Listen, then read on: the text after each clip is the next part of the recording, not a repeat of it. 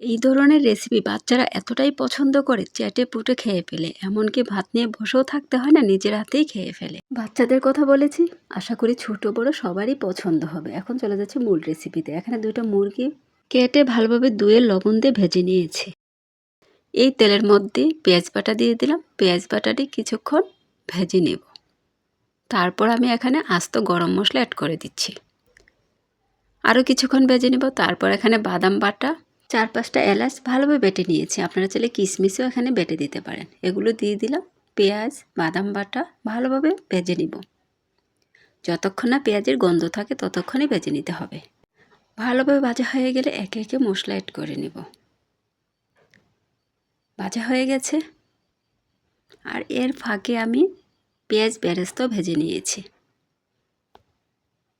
মশলার মধ্যে স্বাদমতো লবণ, আদা বাটা, রসুন বাটা, ধনিয়ার গুঁড়া, জিরার গুঁড়া ব্যবহার করতে হবে না। এগুলো আর কিছুক্ষণ মিশিয়ে নিয়ে একটু পানি দিয়ে দিলাম ভালোভাবে কষানোর জন্য। তারপর দিয়ে দিব মরিচের গুঁড়া। একটু ঝালও হবে, কালারটাও সুন্দর হবে। এটা কিন্তু আমি রোস্ট রান্না করছি, ছোট ছোট পিস করে। এখানে রোস্টের মশলাও দিয়ে দিলাম। আরও কিছুক্ষণ কষিয়ে নিব। কালারটা কিন্তু অনেক সুন্দর এসেছে। রান্না করতে করতে কারেন্ট চলে গেছে। কষানো হয়ে গেছে। ভেজে রাখা মুরগির পিসগুলো দিয়ে দিলাম। বেশি ছোট করে নিই। একটা মুরগিকে রোস্টের জন্য 4 পিস করা হয়, আমি 8 পিস করেছি। এখানে 2টা মুরগি। কিছু কাঁচামরিচ দিয়ে দিলাম আর টমেটো সস দিয়ে দিচ্ছি। আপনারা কষানোর মধ্যে টমেটো সস দিতে পারেন। টমেটো সসটা আপনাদের পছন্দ অনুযায়ী আপনারা দিতে পারেন। আস্তে আস্তে কষিয়ে নিব।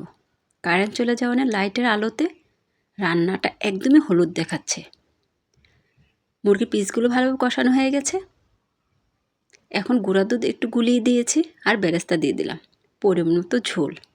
এখান থেকে রান্নাটা পুরোটাই হলুদ দেখাচ্ছে। 1.5-2 ঘন্টা কারেন্ট ছিল না। রান্না শেষ হয়ে গেছে, তারপর আসছে। আর সাথে ডিম অ্যাড করে দিলাম। এভাবে ডিম দিয়ে দিলে বাচ্চারা কিন্তু খুবই পছন্দ করে খেতে। একটু মিষ্টি মিষ্টি ডিমের কুরমার মতো হয়ে যায়। আর রোস্টকে আমি বেশি ঝাল করিনি। অবশ্যই খেয়াল রাখবেন পুড়ে যেন যায় না, চুলাটা লো হিটে রাখতে হবে। মুরগিগুলো ভাজা আছে, মশলাটা ভালোভাবে কষানো হয়ে গেছে। রোস্ট হতে বেশিক্ষণ সময় লাগে না। আর রোস্ট কড়াইতে লেগে যাওয়ার খুবই ভয় থাকে।